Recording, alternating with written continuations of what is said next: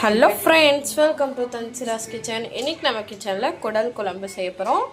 இதுக்காக முதல்ல நான் குடலை வாஷ் பண்ணி எடுத்துருக்கேன். நல்லா க்ளீன் பண்ணி எடுத்தாச்சு. க்ளீன் பண்ணது வீடியோ வேணும்னா டிஸ்கிரிப்ஷனில் லிங்க் கொடுக்குறேன். இப்போது ஒரு கடாயில் ஒரு குக்கரில் தேவையான அளவு ஆயில் ஆட் பண்ணிக்கலாம். இதில் கட் பண்ணி வச்சுருக்க வெங்காயம் 2 வெங்காயம், பெரிய வெங்காயம் ஆட் பண்ணிக்கிறேன்.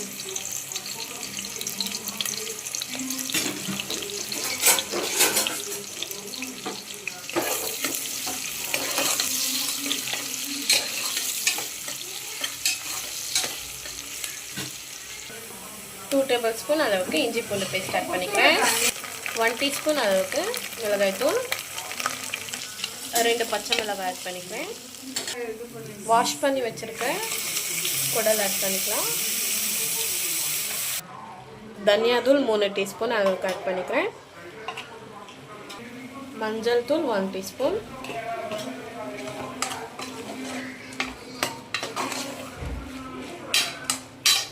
உப்பு தேவையான அளவு ஆட் பண்ணிக்கலாம். 5 பெரிய சைஸ் தக்காளியை அரைச்சி வச்சுருக்கேன், இதை ஆட் பண்ணிக்கிறேன். 1/4 டம்ளர் அளவுக்கு தண்ணி ஆட் பண்ணி 2 விசில் விட்டுடலாம். 2 விசில் வர வரைக்கும் வெயிட் பண்ணலாம். 2 விசில் வந்துடுச்சு. ஓப்பன் பண்ணி பார்த்துக்கலாம். குடல் நல்லா குக்காக இருக்கான்னு செக் பண்ணிக்கோங்க.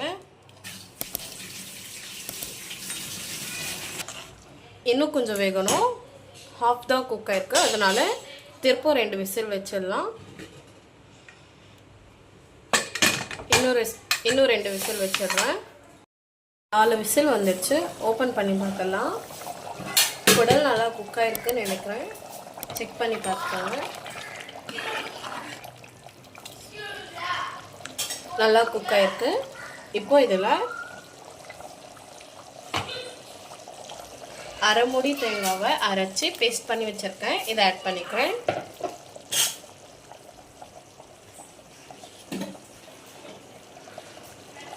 நீங்கள் எடுக்கிற குடல் எவ்வளோ டைம் எடுக்குதோ அதுக்கு தகுந்த மாதிரி விசில் வச்சுக்கோங்க. இப்போ லாஸ்ட்டில் இதில் கொத்தமல்லி ஆட் பண்ணி நல்லா மிக்ஸ் பண்ணி விட்டுக்கோங்க.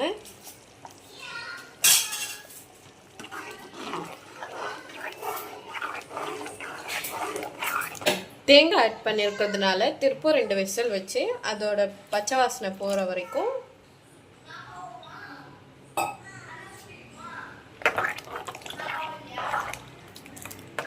இப்போ 2 விசில் விட்டுடலாம். இப்போ 2 விசில் வந்துடுச்சு. ஓப்பன் பண்ணி பார்த்துடலாம்.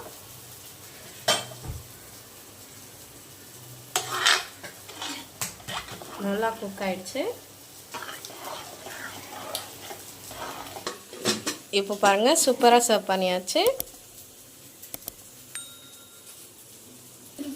நீங்களும் இந்த மாதிரி வீட்டில் ட்ரை பண்ணி பாருங்கள்.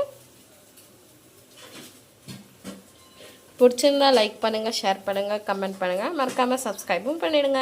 பாய்.